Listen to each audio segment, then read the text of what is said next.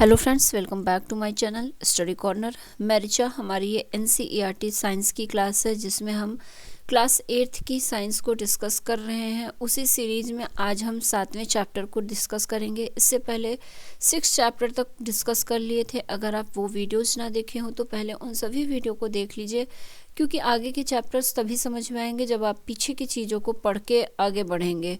पीछे की बहुत सी चीज़ें आगे के चैप्टर से जुड़ी हुई हैं, तो आगे बढ़ने से पहले पीछे की चीज़ें स्किप मत करिएगा। सबसे पहले एक सीरियल से चीज़ों को पढ़िए। जैसे कि सबसे पहले हमने क्लास 6 की साइंस को पूरा कवर किया, वो पढ़िए। फिर 7th क्लास की साइंस को पढ़िए। उसके बाद आप 8th क्लास की साइंस में आइए और सारे चैप्टर्स को पढ़िए। कोई भी चैप्टर स्किप करने वाला नहीं है। हर चैप्टर में हम सिर्फ इम्पॉर्टेंट पॉइंट है डिस्कस कर रहे हैं। तो एक तरह से देखा जाए तो सारी चीज़ें आपको बिल्कुल जो इम्पॉर्टेंट हैं वही मिल रही हैं। उसमें आप खुद से कुछ भी काट छांट ना करिए, सारी चीज़ें पढ़िए, तभी आपके एग्ज़ाम के लिए ये चीज़ें हेल्पफुल होंगी। वीडियो में अंत तक बने रहा करिए। वीडियो अच्छा लग जाए तो वीडियो को शेयर कर दिया करिए, लाइक कर दिया करिए। और अगर आप हमारे चैनल के नए व्यूवर्स हैं, चैनल को सब्सक्राइब नहीं किए हैं तो चैनल को सब्सक्राइब कर लीजिए। बेल आइकॉन के बटन को ऑन कर दीजिए ताकि कोई भी वीडियो अपलोड हो तो उसका नोटिफिकेशन आप तक पहुंच जाए। अब हम अपने आज के इस चैप्टर पर आते हैं। हमारा चैप्टर, जैसा कि आपको नाम से दिख रहा होगा, दोनों ही लैंग्वेज में डिस्कस करेंगे, इसलिए बेफिक्र रहिए। आप किसी भी लैंग्वेज के स्टूडेंट हो, हिंदी या इंग्लिश, आपको समझ में आएगा। चैप्टर का नाम है पौधे एवं जंतुओं का संरक्षण, मतलब conservation of plant and animals. तो ये हमारा चैप्टर 7th है। इसमें इससे रिलेटेड एक चैप्टर हमने पढ़ा हुआ था 7th क्लास में, जो कि 16 चैप्टर था, लास्ट वाला चैप्टर था। वहाँ पर भी हम इससे रिलेटेड काफ़ी चीज़ें पढ़े थे, जंगल वन के बारे में, पेड़ पौधों के बारे में। तो यहाँ पर उससे आगे की थोड़ी सी चीज़ें जानेंगे कि किस तरह से जंतुओं को, पौधों को इनका संरक्षण किया जाता है, कहाँ पर इन्हें रखा जाता है, और कौन कौन से जंतु ऐसे हैं जो विलुप्ति की कगार पे हैं और उनके बारे में इंफॉर्मेशन किस जगह कलेक्ट रहती है, और किन कहाँ पर कौन से जो ये वन्य जीव संरक्षण स्थल हैं वो हैं। तो ये सारी ही चीज़ें हम इस चैप्टर के अंतर्गत जानेंगे। तो ये छोटी सी समरी थी चैप्टर की। अब आ जाते हैं अपने पॉइंट्स में। सबसे पहले इसमें हम वनोन्मूलन एवं उसके कारण को जानेंगे। सबसे पहले तो क्या होता है वनोन्मूलन, मतलब डिफॉरेस्टेशन क्या होता है, एंड इट्स कॉजेज।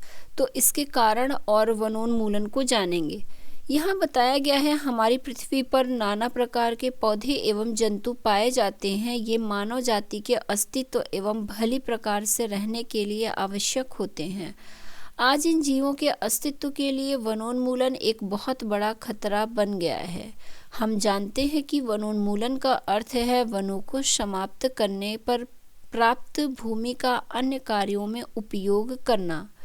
वन में वृक्षों की कटाई निम्न उद्देश्य से की जाती है: कृषि के लिए भूमि प्राप्त करना, घरों एवं कारखानों का निर्माण करना, फर्नीचर बनाने अथवा लकड़ी का ईंधन के रूप में उपयोग।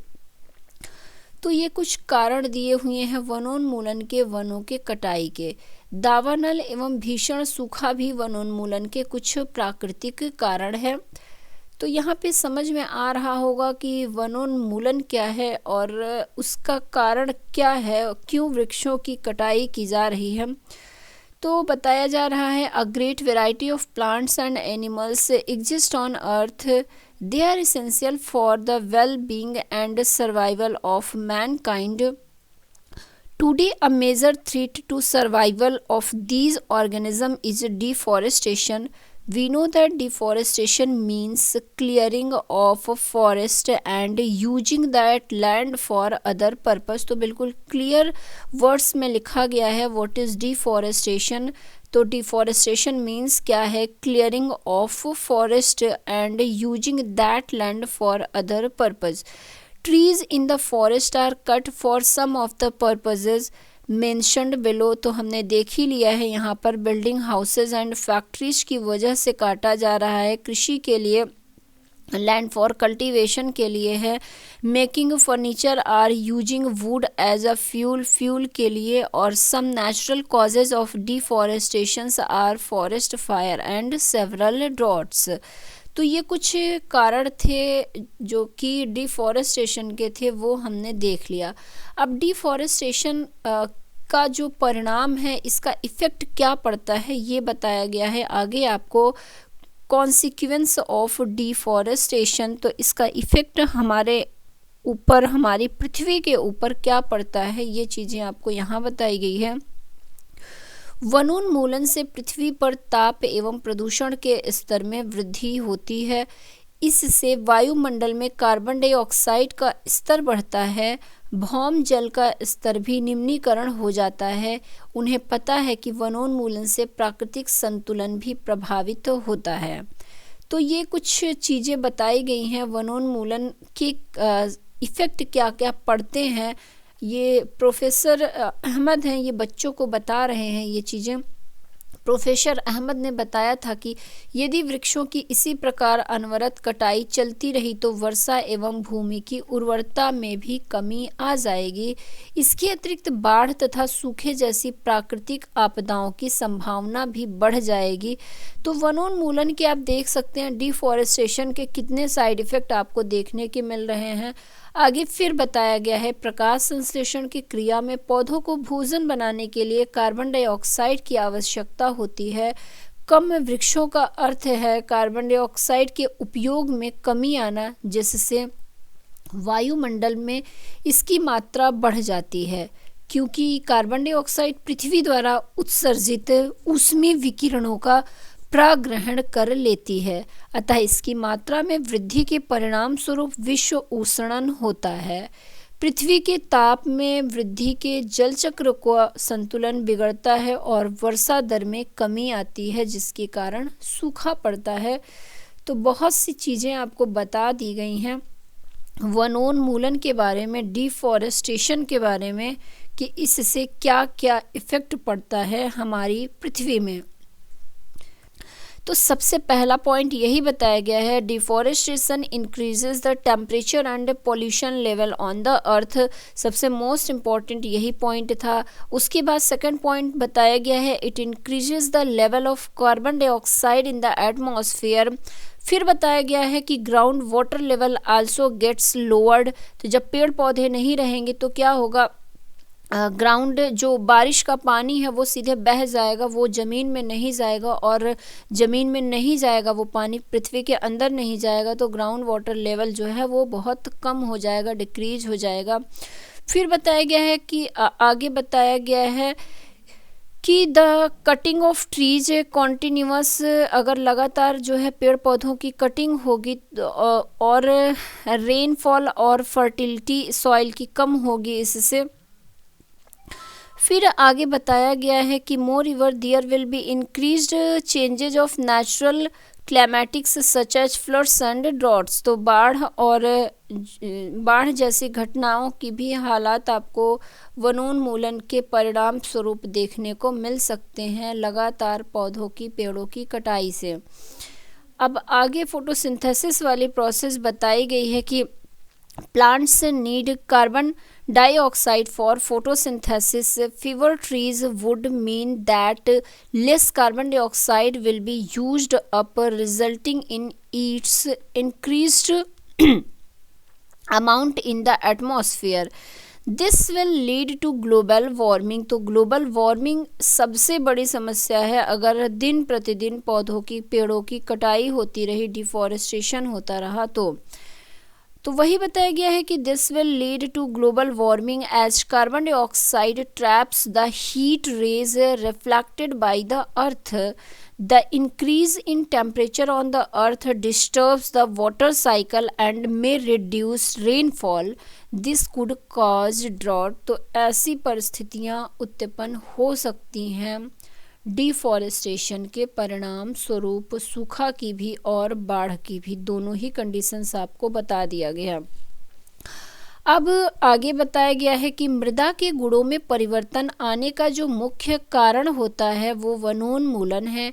किसी क्षेत्र की मृदा के भौतिक गुणों पर वृक्षारोपण और वनस्पति का भी प्रभाव पड़ता है। जैसा कि हमने क्लास 7th में भी पढ़ा था कि वृक्ष किस तरह से मृदा अपरदन को रोकते हैं।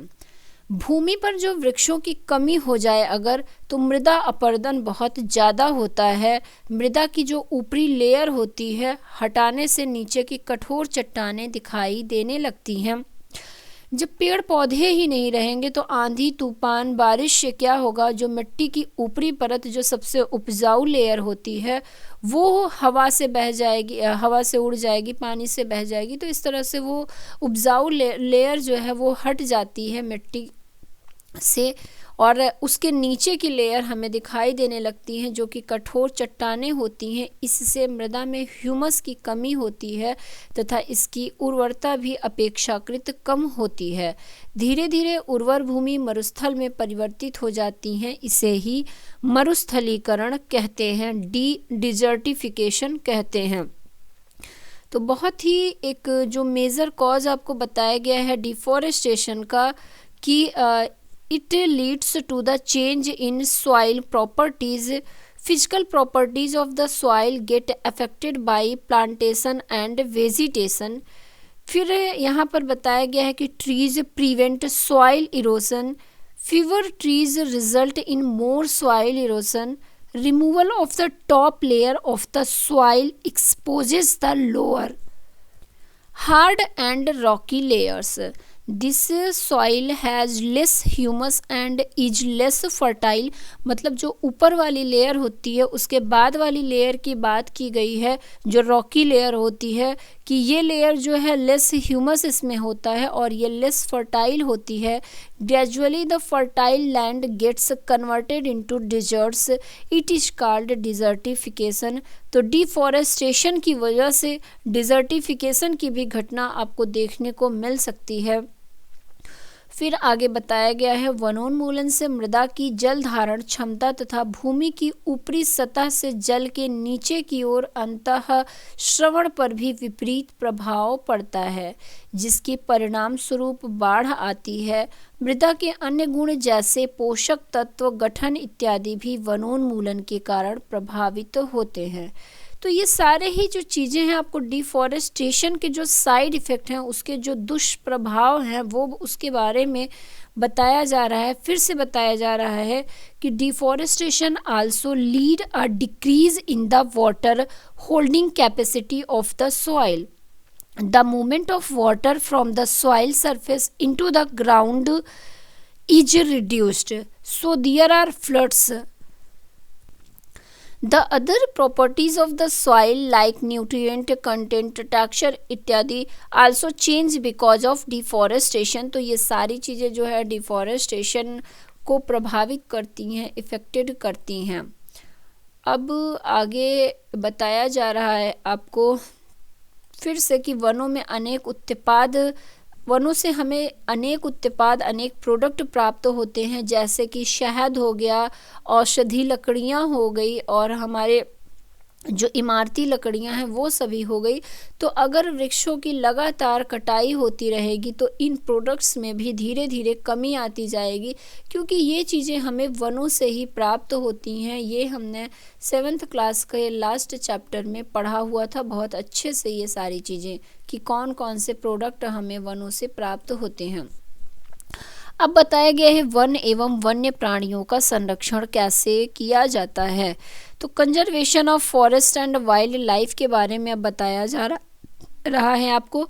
यहाँ है वनोन्मूलन के प्रभाव जानने के पश्चात जो बच्चे हैं वो चिंतित थे। उन्होंने अपने टीचर से के पास गए और उनसे पूछा कि वन एवं वन्य प्राणियों को किस प्रकार बचाया जा सकता है। तो जो बच्चे थे उन्होंने देखा कि वनों की कटाई से कितने ज़्यादा दुष्प्रभाव देखने को मिल रहे हैं, बाढ़ और सूखा जैसे हालात हो सकते हैं। तो वो बच्चे अपने टीचर के पास जाते हैं और उनसे पूछते हैं कि इसकी रोकथाम कैसे की जाए, इस पर कंट्रोल कैसे किया जाए। तो उनके टीचर बताते हैं बच्चों को कि जैव मंडल संरक्षित क्षेत्र जो होता है वो इन जीव जंतुओं के संरक्षण से संबंधित होता है, पौधों के संरक्षण से संबंधित होता है। तो वहाँ पर बच्चों को घुमाने का प्लान बनाया गया। इसके लिए उन्होंने पंचमढ़ी जैव मंडली संरक्षित क्षेत्र नामक क्षेत्र को चुना। तो अब आपको पंचमढ़ी जैव मंडली जो संरक्षित क्षेत्र है उसके बारे में यहाँ पे बताया जाएगा, जहाँ की प्रोफेसर अहमद जो है बच्चों को एक ट्रिप पर, एक टूर पर लेके जाते हैं। तो ही select a place named Pachmarhi biosphere reserve. तो अब हम जानेंगे पंचमढ़ी बायोस्फीयर रिजर्व के बारे में। इस क्षेत्र के पौधे एवं जंतु ऊपरी हिमालय की श्रृंखलाओं एवं निचले पश्चिमी घाट के समान हैं।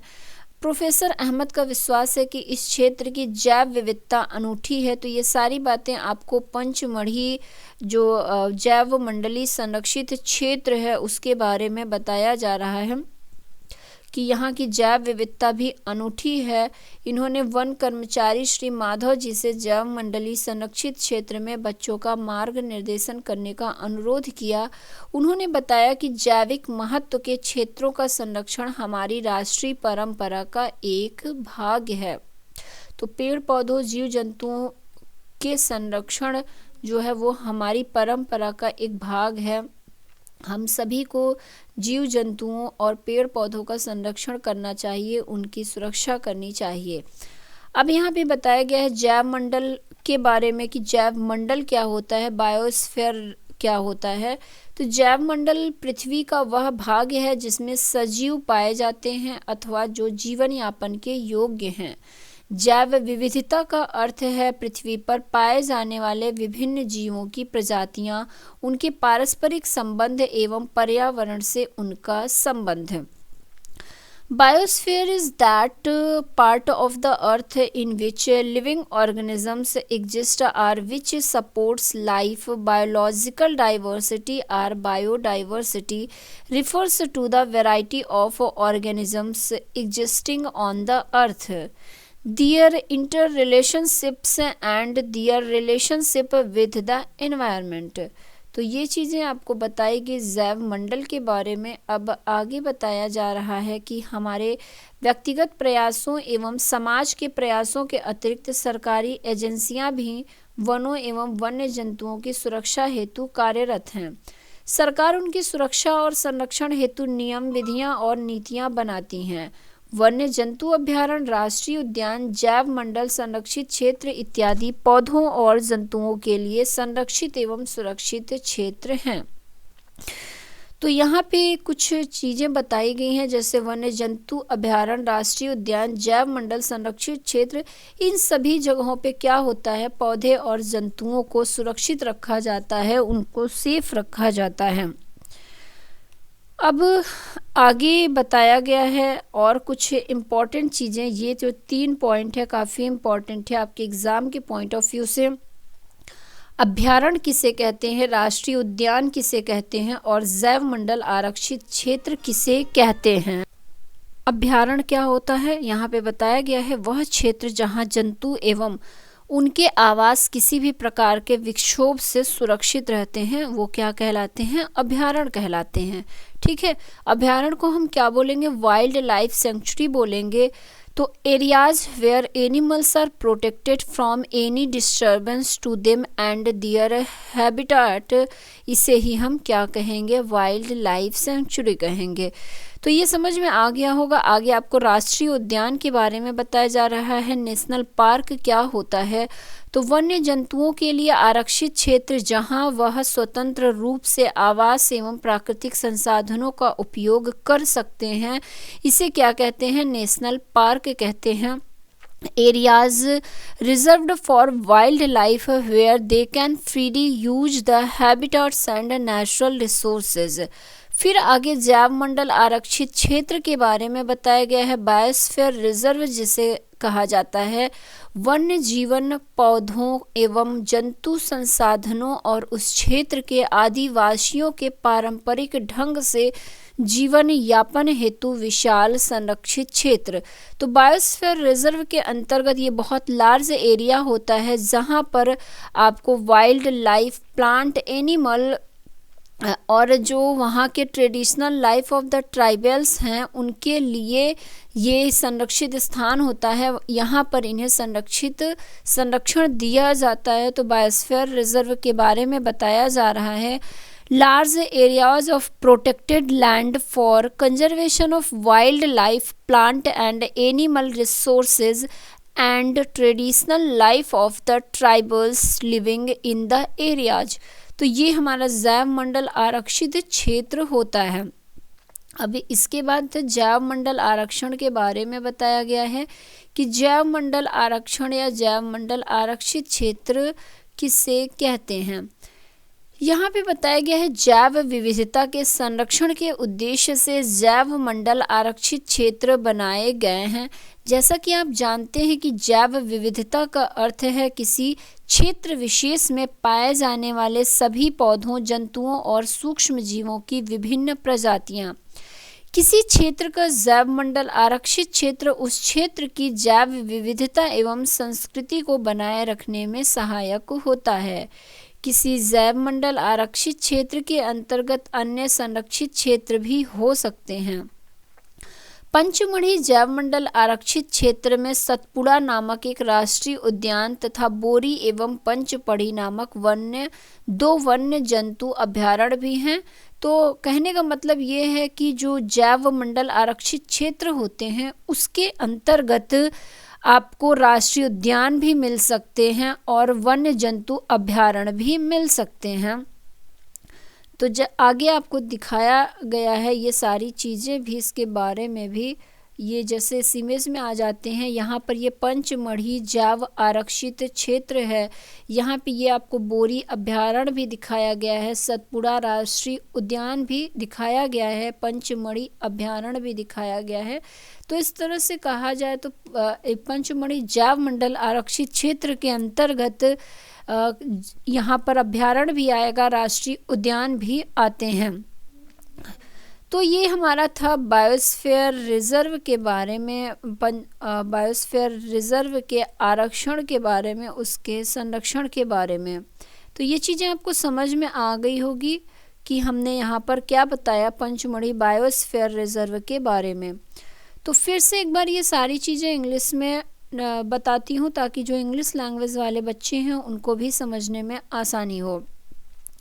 तो यहाँ पे बताया गया है कि biosphere reserves are the areas meant for conservation of biodiversity. As you are aware that biodiversity is the variety of plant, animal and microorganisms generally found in an area. The biosphere reserve help to maintain the biodiversity and culture of the area. A biosphere reserve may also contain other protected area in it. The Panchmari Biosphere Reserve consists of one national park named Satpura and two wildlife sanctuaries named Bori and Panchmari. तो इस तरह से आपने देख लिया जो हमारा पंचमढ़ी जैव मंडल आरक्षित क्षेत्र है उसके बारे में। अब आगे आते हैं और आगे पेड़ पौधों एवं जीव जंतुओं के बारे में जानते हैं जो इनका जिन्हें कि यहाँ पर रखा जाता है इन बायोस्फीयर रिजर्व के अंतर्गत।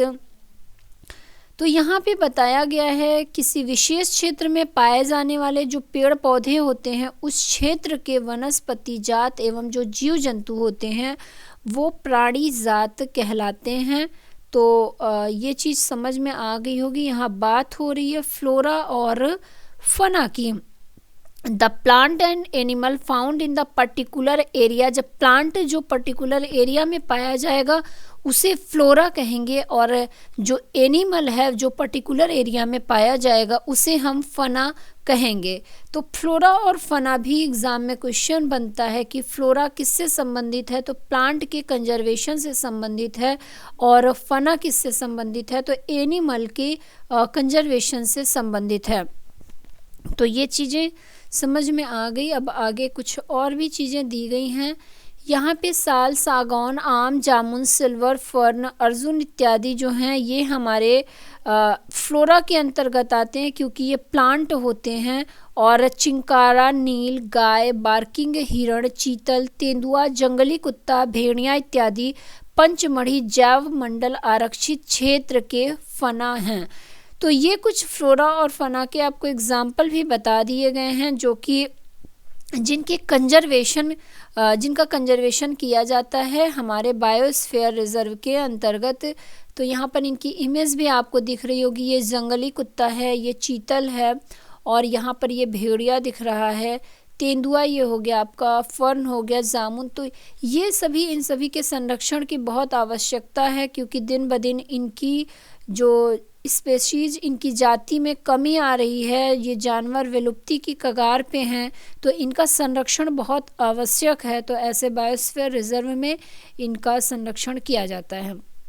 विशेष क्षेत्रीय प्रजाति, ये किसे कहते हैं? तो यहाँ पर इसके बारे में भी है, विशेष क्षेत्रीय प्रजाति के बारे में, मतलब इंडेमिक स्पेशीज जिसे कहा जाता है उसके बारे में है। तो इंडेमिक स्पेशीज क्या होता है ये जानिए। पौधे एवं जंतुओं की वह स्पेशीज जो किसी विशेष क्षेत्र में विशिष्ट रूप से पाई जाती है उसे विशेष क्षेत्रीय स्पेशीज कहते हैं। तो इंडेमिक स्पेशीज किसे कहते हैं? Endemic species are those species of plants and animals which are found exclusively in a particular area. ये किसी अन्य क्षेत्र में प्राकृतिक रूप से नहीं पाई जाती। किसी विशेष प्रकार का पौधा या जंतु किसी विशेष क्षेत्र, राज्य अथवा देश की विशेष क्षेत्रीय हो सकते हैं। तो they are not naturally found anywhere else. A particular type of animal or plant may be endemic to a zone, a state or a country. तो यहाँ पर कुछ चीज़ें बताई गई हैं आपको इंडेमिक स्पेशीज के बारे में। फिर आगे बढ़ते हैं और आगे और चीज़ें जानते हैं। यहाँ पे बताया गया है कि बढ़ती हुई जनसंख्या एवं नई स्पेशीज के प्रवेश से जो विशेष क्षेत्रीय स्पेशीज हैं इनके जो प्राकृतिक आवास हैं इन पर प्रभाव पड़ सकता है तथा इनके अस्तित्व को भी खतरा बढ़ सकता है। तो इन्हीं सब चीज़ों के कारण, इन्हीं सब रीज़न के कारण जो एंडेमिक स्पेशीज हैं इनके लिए एक स्पेशल जगह बनती है। इनके संरक्षण के लिए जो ऊपर हमने देखा बायोस्फीयर रिजर्व होते हैं, तो ये सारी चीज़ें इनके संरक्षण के लिए बनाई जाती हैं। फिर आगे बताया गया है स्पेशीज सजीवों की समष्टि का वह समूह है जो एक दूसरे से अंतर्जनन करने में सक्षम होते हैं। इसका अर्थ है कि एक जाति के सदस्य केवल अपनी जाति के सदस्यों के साथ अन्य जाति के सदस्यों को छोड़कर जननक्षम संतान उत्पन्न कर सकते हैं। एक जाति के सदस्यों में समान लक्षण पाए जाते हैं। तो यहाँ पे कुछ इम्पॉर्टेंट चीज़ें बताई जा रही हैं आपको स्पेशीज़ के बारे में कि species is a group of population which are capable of interbreeding. This means that the members of a species can reproduce fertile offspring only with the members of their own species and not with the members of other species. Members of a species have common characteristics। तो ये तो बहुत ही common चीज़ लिखी थी और इतना तो आप भी समझते ही हैं। अब यहाँ पे वन्य प्राणी अभयारण्य के बारे में बताया गया है, वाइल्ड लाइफ सेंचुरी के बारे में बताया गया है। वन्य प्राणी अभयारण्य क्या होता है? What is a wild life sanctuary? तो बताया जा रहा है कि आरक्षित वनों की तरह ही कुछ ऐसे क्षेत्र हैं जहां जंतु सुरक्षित एवं संरक्षित रहते हैं, उन्हें वन्य प्राणी अभयारण्य कहा जाता है। तो वन्य प्राणी अभयारण्य में जंतुओं को संरक्षित किया जाता है, उनकी सुरक्षा के लिए उनके अकॉर्डिंग आवास प्रोवाइड किया जाता है, वैसा एनवायरनमेंट दिया जाता है उन्हें।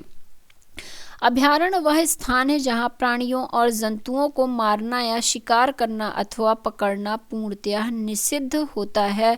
तो जो वाइल्ड लाइफ सेंचुरी होती है वहां पर आप किसी भी जीव जंतु को मार नहीं सकते हैं, उनका शिकार नहीं कर सकते हैं और उन्हें पकड़ नहीं सकते हैं। वो अपना जैसे वो नेचुरली रहते हैं वहाँ पर वो इन्वायरमेंट रहता है, वो नेचुरली फ्री होके कहीं भी रह सकते हैं, कैसे भी रह सकते हैं।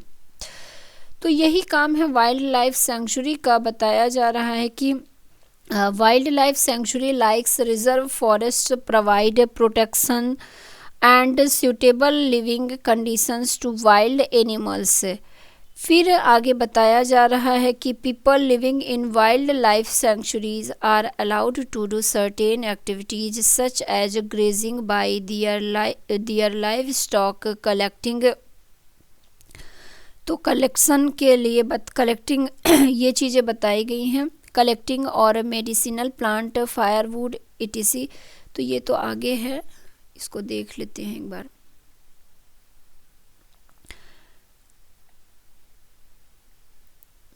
यहाँ पे बताया जा रहा है कि जो प्राणी उद्यान भी वह क्षेत्र है जहाँ हम प्राणियों का संरक्षण करते हैं।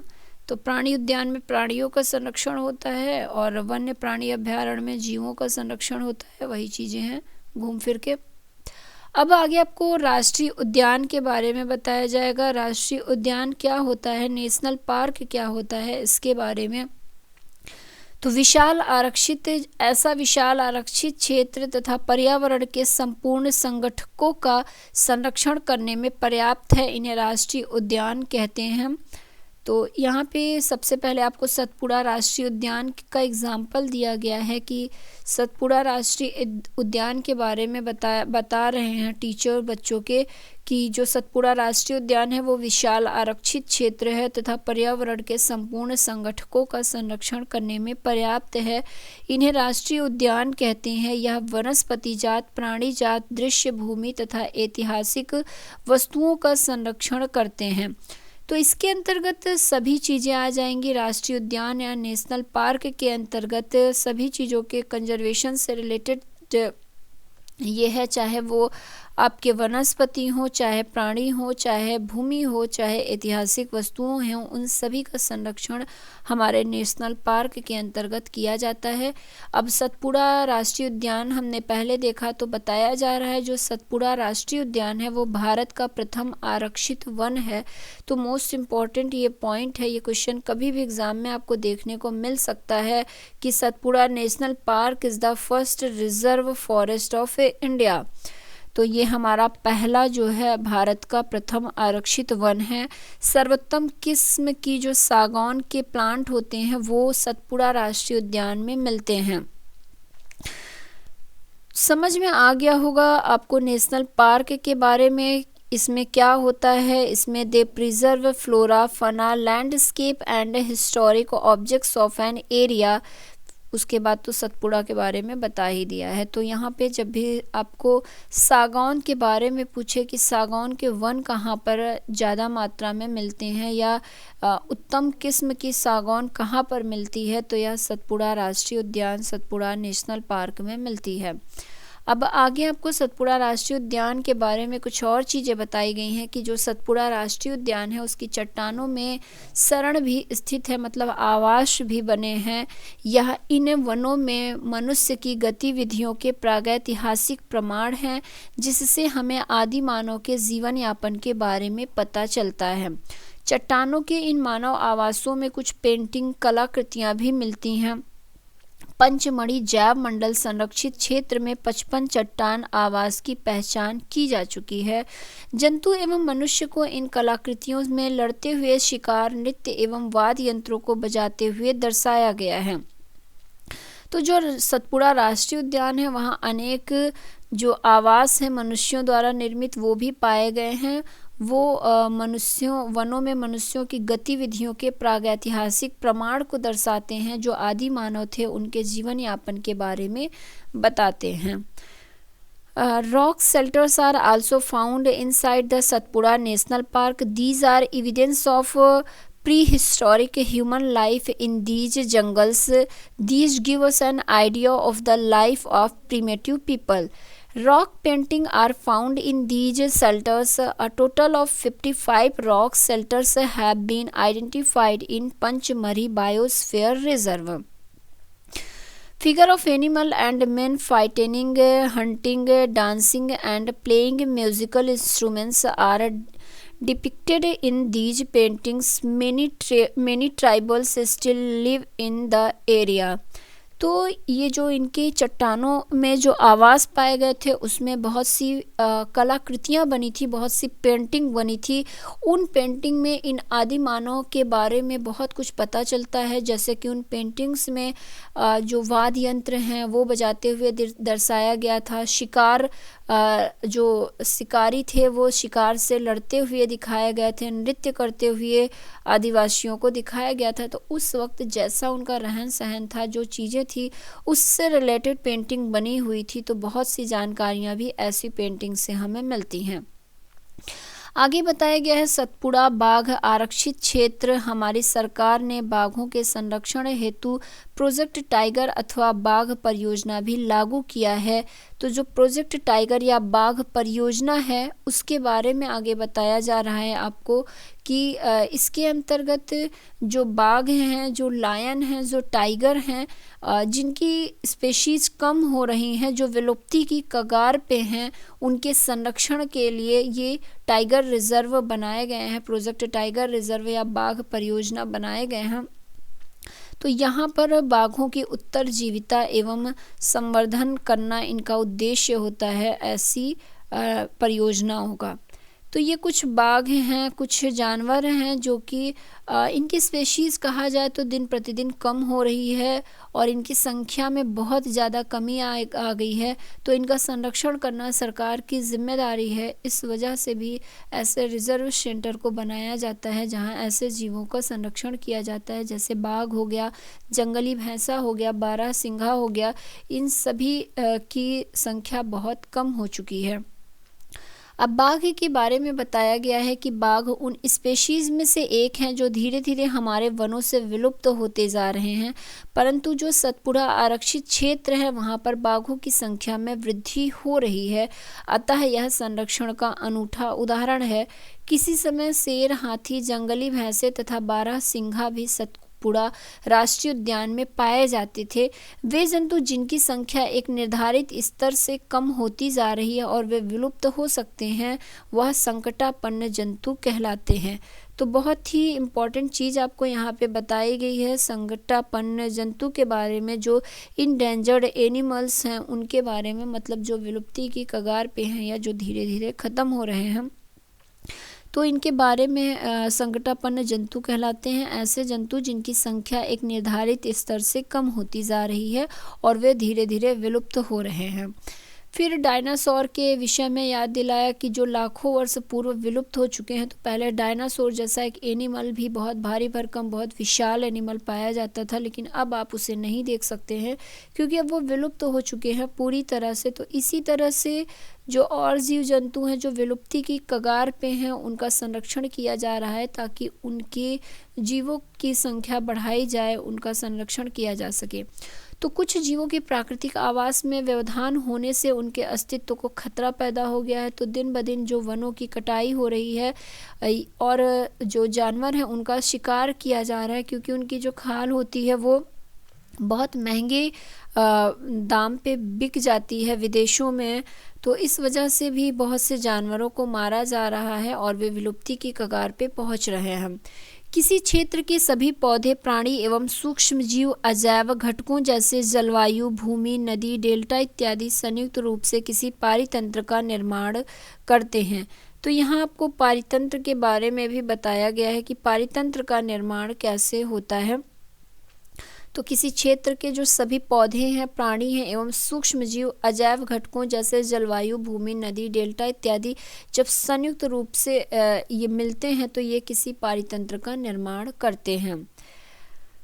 यहाँ पर आपको पारितंत्र के बारे में बता दिया गया, मतलब इकोसिस्टम के बारे में। An ecosystem is made of all the plants, animals and micro organism in an area along with non living components such as climate, soil, river and जो रिवर डेल्टाज हैं, ये सारी चीज़ें आपके पारितंत्र का निर्माण करती हैं, इकोसिस्टम का निर्माण करती हैं। अब आगे आपको रेड डाटा बुक के बारे में बताया गया है, काफ़ी इंपॉर्टेंट है। एक क्वेश्चन यहाँ से बनता है कि रेड डाटा बुक में, रेड डाटा पुस्तक में किन चीज़ों से रिलेटेड जानकारी दी जाती है। तो रेड डाटा जो पुस्तक होती है इसमें जो जीव जंतु विलुप्त हो चुके हैं या विलुप्ति की कगार पे हैं, जो संकटापन्न स्पेशीज़ है, उसके बारे में इस रेड डाटा बुक में सारी जानकारी लिखी होती है। तो यही बताया गया है, जो रेड डाटा पुस्तक है वह पुस्तक है जिसमें सभी संकटापन्न स्पेशीज का रिकॉर्ड रखा जाता है। पौधों, जंतुओं और अन्य स्पेशीज के लिए अलग अलग रेड डाटा पुस्तकें हैं। तो रेड डाटा बुक कभी भी क्वेश्चन पूछे तो ये आंसर उसका रहेगा, संकटापन्न स्पेशीज का रिकॉर्ड जो है इसके अंतर्गत रखा जाता है। रेड डाटा बुक के अंतर्गत मतलब जो इंडेंजर्ड एनिमल एंड प्लांट हैं उनकी इंफॉर्मेशन इसमें, उनका रिकॉर्ड रखा जाता है। अब आगे आपको प्रवास के बारे में बताया गया है, जो माइग्रेशन होते हैं उसके बारे में बताया गया है कि यह कुछ आप देखे होंगे आपके यहाँ पर ऐसे पक्षी आ जाते हैं जो ठंडियों में आ जाते हैं और ठंडी भर रहते हैं, और उसके बाद जैसे ठंडी ख़त्म होती है वो अचानक से गायब हो जाते हैं और फिर वो दोबारा से आपको ठंडी के सीज़न में ही देखने को मिलेंगे। तो ऐसे पक्षियों को हम प्रवासी पक्षी की श्रेणी में रखते हैं। ये दूसरे देश से हमारे देश में आते हैं, जैसे इनके यहाँ का इन्वायरमेंट बहुत गर्म हो चुका है और इन्हें ठंडा इन्वायरमेंट चाहिए, तो ये उन जगहों में, उन देशों की तरफ पलायन करते हैं जहाँ का इन्वायरमेंट उस सीज़न में ठंडा होता है। तो इस तरह से ये अपना जीवन यापन एक जगह से दूसरी जगह पर अपने इन्वायरमेंट के लिए करते रहते हैं। तो यही ऐसे जीव, ऐसे पक्षी प्रवासी पक्षी की श्रेणी में आते हैं। ये पक्षी संसार के अन्य भागों से उड़कर आते हैं एक जगह से दूसरी जगह पे। जलवायु में परिवर्तन के कारण प्रवासी पक्षी प्रत्येक वर्ष सुदूर क्षेत्रों से एक निश्चित समय पर उड़कर आते हैं। वह यहाँ अंडे देने के लिए आते हैं, क्योंकि उनके मूल आवास में बहुत अधिक शीत के कारण वह स्थान उस समय जीवन यापन हेतु अनुकूल नहीं होता। ऐसे पक्षी जो उड़कर सुदूर क्षेत्रों तक लंबी यात्रा करते हैं प्रवासी पक्षी कहलाते हैं। तो आप एक लाइन में यहाँ प्रवासी पक्षी के बारे में बताया गया है कि birds who cover long distance to reach another land are known as migratory bird. और हमने 7th क्लास में भी माइग्रेटरी बर्ड के बारे में पढ़ा हुआ था। अब आगे यहाँ पे अब कागज़ का पुनः चक्रण के बारे में बताया गया है, रिसाइकलिंग ऑफ पेपर, क्योंकि पेपर जो है वो हमें प्लांट से मिलता है, पेड़ पौधों से पेपर बनता है। तो अब पेड़ पौधों की अंधाधुंध कटाई की जा रही है, कागज़ इत्यादि के लिए भी किया जा रहा है। तो कागज़ बनना ज़रूरी है चलिए, लेकिन आप जितने पेड़ पौधों को इसके यूज के लिए काट रहे हैं उतने ही उसकी जगह पे लगाइए, ताकि उसका एक जो बैलेंस है वो बैलेंस बना रहे, पेड़ पौधों की संख्या में कमी ना आए। तो अब आपको कागज़ के रिसाइकिल के बारे में बताया जा रहा है, पेपर के रिसाइकिल के बारे में, कि 1 टन कागज़ प्राप्त करने के लिए पूर्ण रूपेण विकसित 17 वृक्षों को काटा जाता है। तो मतलब कहा जाए तो 1 टन पेपर को प्राप्त करने के लिए 17 लंबे बड़े जो फुल ग्रोन वाले ट्री होते हैं उनको काटा जाता है। तो अब आप सोच सकते हैं कि कितना ज़्यादा पौधों की कटाई की जाती है सिर्फ पेपर के लिए ही। अतः हमें कागज़ की बचत करनी चाहिए। तो आप पेपर्स को वेस्ट ना करिए, उसका रिसाइकल हो सकता है, उसे जलाइए नहीं, उसका रिसाइकल करिए, रीयूज करिए।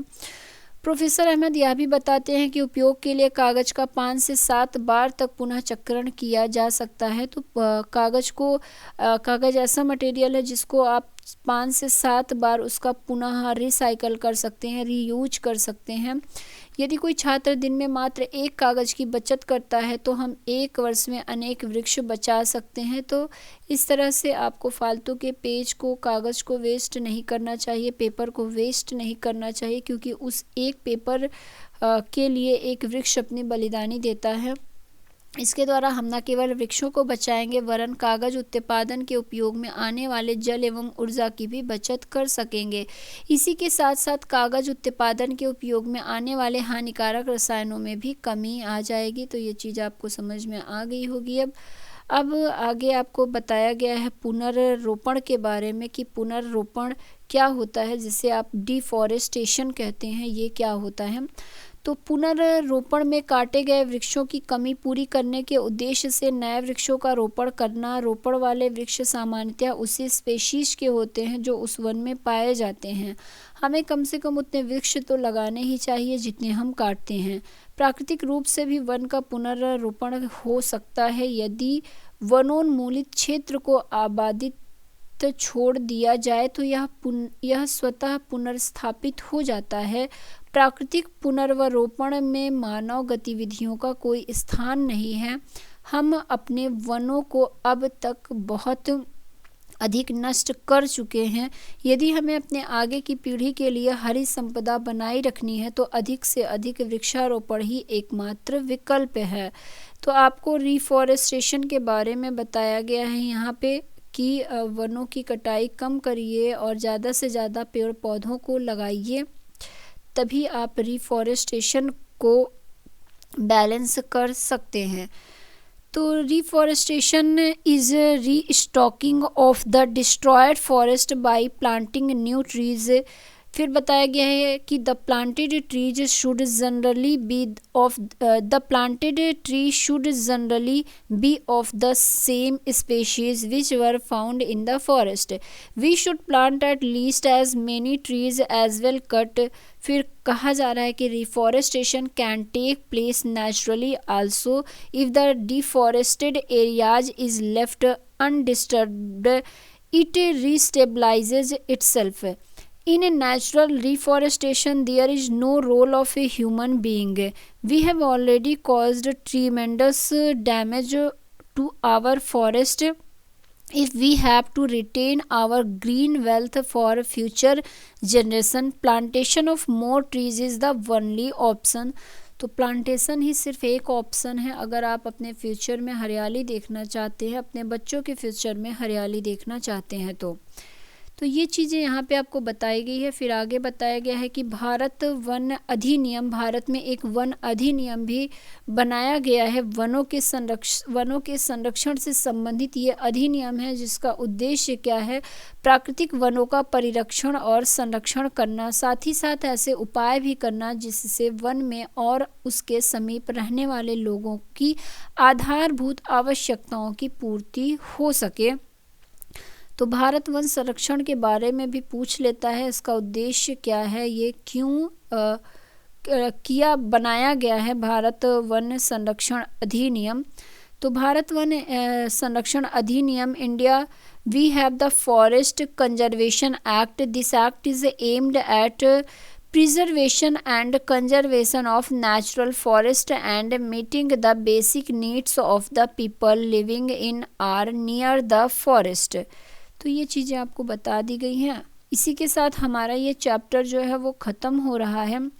आगे चैप्टर की समरी है, चैप्टर की समरी आप पढ़ेंगे, लेकिन चैप्टर की समरी दिखाने से पहले लास्ट में कुछ इम्पॉर्टेंट चीज़ दी गई है, वो भी हम देख लेते हैं, फिर चैप्टर की समरी में आते हैं।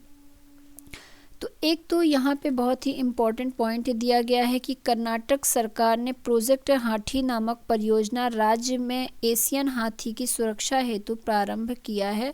तो ये चीज़ इम्पॉर्टेंट है, कभी भी आपसे पूछ सकता है कि कर्नाटक सरकार द्वारा किस परियोजना की शुरुआत की गई है, तो वो प्रोजेक्ट एलिफेंट परियोजना की शुरुआत की गई है और यह किससे संबंधित है, तो यह एशियाटिक एलिफेंट की सुरक्षा हेतु संबंधित है। अब और नीचे आते हैं, कुछ और इम्पॉर्टेंट चीज़ें हैं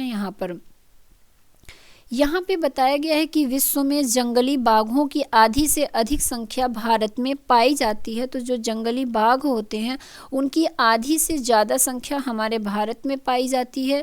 इसी प्रकार 65% एशियन हाथी, 85% एक सींग वाले गैंडे एवं 100% एशियाटिक लायन जो हैं वो हमारे भारत में पाए जाते हैं। तो काफ़ी इम्पॉर्टेंट ये पॉइंट है, ये नंबर काफ़ी इम्पॉर्टेंट है। 100% एशियाटिक लायन हमारे इंडिया में पाए जाते हैं। फिर बताया गया है विश्व के 12 बड़े जैव विविधता वाले देशों में भारत का 6ठा स्थान है। विश्व के 34 जैव विविधता तप्त स्थलों में से 2 भारत में स्थित हैं। यह हैं पूर्वी हिमालय और पश्चिमी घाट। यह क्षेत्र जैव विविधता के बहुत धनी हैं। तो ये भी काफ़ी इम्पोर्टेंट पॉइंट दिया गया है, क्योंकि कई बार जैव विविधता क्षेत्र के बारे में आपसे पूछ लेता है। तो यहाँ पे बताया जा रहा है कि पूर्वी हिमालय और पश्चिमी घाट हमारे जैव विविधता के बहुत धनी स्थल हैं। बाकी विश्व के 12 जैव विविधता वाले देशों में भारत का छठा स्थान है। विश्व के 34 जैव विविधता तप्त स्थलों में से भारत में हमारे कितने स्थित हैं? 2 स्थित हैं। तो ये चीज़ आप समझ गए होंगे। यहाँ पे हिमालयाज एंड द वेस्टर्न घाट की बात की जा रही है, जो कि ईस्टर्न हिमालय और वेस्टर्न घाट की बात की जा रही है, जो कि बायोडाइवर्सिटी हॉट स्पॉट हैं। पूरे वर्ल्ड के 34 में से ये 2 हमारे इंडिया में हैं। अब नेक्स्ट पॉइंट बताया जा रहा है कि भारत में विश्व की संकटापन्न स्पेशीज की संख्या 172 है। मतलब 172 स्पेशीज ऐसे हैं जो कि संकटापन्न श्रेणी में आते हैं, मतलब जो विलुप्ति की कगार पे कह लीजिए हैं हमारे। जो विश्व की संकटापन्न स्पेशीज का 2.9% है। तो ये हमारे भारत की बात की जा रही है। यहाँ पे पूर्वी हिमालय के तप्त स्थल में पशु और पौधों की स्पेशीज को शामिल करते हुए लगभग 163 वैश्विक संकटापन्न स्पेशीज हैं। भारत में एशिया की कुछ दुर्लभ प्रजातियां जैसे कि बंगाल की लोमड़ी और संगमरमरी बिल्ली, एशियाटिक शेर, भारतीय हाथी, एशियन जंगली गधा, भारतीय गैंडा, गौर और जंगली एशियाटिक जल भैंसा इत्यादि हैं। ये हमारे संकटापन्न स्पेशीज की श्रेणी में आए जाते हैं, मतलब आते हैं कह लीजिए। ये दुर्लभ प्रजातियां हैं, तो इनका संरक्षण किया जा रहा है हमारे यहाँ पे, इन्हें बचाया जा रहा है। तो ये कुछ चीज़ें थी। अब आ जाते हैं अपने चैप्टर की समरी पे। चैप्टर की समरी को जल्दी से एक फास्ट पढ़ लेते हैं, क्योंकि पूरा चैप्टर तो हमने पढ़ ही लिया है। पहला पॉइंट बताया गया है कि वन्य प्राणी अभ्यारण्य, राष्ट्रीय उद्यान एवं जैव मंडल, आरक्षित क्षेत्र ऐसे नाम हैं जो वन एवं वन्य प्राणियों का संरक्षण एवं परिरक्षण हेतु बने हैं। जैव विविधता का अर्थ है किसी विशिष्ट क्षेत्र में पाए जाने वाले सजीवों की विभिन्न किस्में। फिर नेक्स्ट पॉइंट है किसी क्षेत्र के सभी पौधे एवं जंतु उस क्षेत्र के वनस्पति जात और प्राणी जात से जाने जाते हैं। नेक्स्ट है विशेष क्षेत्रीय स्पेशीज किसी क्षेत्र विशेष में ही पाई जाती है। नेक्स्ट है संकटापन्न स्पेशीज वह स्पेशीज है जो विलुप्त होने की कगार पे है, जिनका जो डाटा है वो रेड डाटा बुक में लिखा गया है, जिनके बारे में बताया गया है। रेड डाटा पुस्तक में संकटापन्न स्पेशीज का रिकॉर्ड रहता है। फिर प्रवास के बारे में बताया गया है कि वह परिघटना है जिसमें किसी भी स्पेशीज का अपने आवास से किसी अन्य आवास में हर वर्ष की विशेष अवधि में विशेषकर प्रजनन हेतु चलन होता है। नेक्स्ट है हमें वृक्ष ऊर्जा और पानी की बचत करने के लिए कागज की बचत, उसका पुनः उपयोग और पुनः चक्रण करना चाहिए। नेक्स्ट है पुनर्वनरोपण, नष्ट किए गए वनों को पुनर्स्थापित करने के लिए रोपण करना है। तो ये हमारी चैप्टर की समरी थी। हमने इस चैप्टर में बहुत ही इम्पॉर्टेंट चीज़ें जानी हैं, बहुत से क्वेश्चन यहाँ से बनते हैं। तो एक बार 2 बार वीडियो को देखिएगा और अपनी खुद की नोट्स बनाइए और इम्पॉर्टेंट चीज़ों को वहाँ लिखिए, ताकि आप टाइम पे इसको रिवाइज करते रहें। एक बार वीडियो देखने से कोई चीज़ तैयार नहीं होगी। किसी भी चीज़ को आप कम से कम हफ्ते में 1 बार रिवाइज करते रहिए, तब चीज़ों को भूलेंगे नहीं और वो माइंड में बनता जाएगा अगर आप उसका रिवाइज करते रहेंगे तो चीज़ों को पढ़ते रहिए। कहीं भी कोई कन्फ्यूज़न हो, कहीं भी कोई चीज़ें ना समझ में आए तो कमेंट करके ज़रूर पूछा करिए। हम अपने नेक्स्ट वीडियो में उसको ज़रूर एक्सप्लेन करेंगे, तभी आगे बढ़ेंगे। और अगर वीडियो अच्छा लगता हो तो लाइक कर दिया करिए, शेयर कर दिया करिए फ्रेंड्स और फैमिली मेम्बर्स में। और अगर आप हमारे चैनल के नए व्यूवर्स हैं तो चैनल को सब्सक्राइब कर लीजिए, बेल आइकॉन के बटन को ऑन कर दीजिए, ताकि कोई भी वीडियो अपलोड हो तो उसका नोटिफिकेशन आप तक पहुँच जाए। हम अपने नेक्स्ट वीडियो में फिर से मिलते हैं, तब तक के लिए धन्यवाद। राम राम, जय श्री कृष्णा।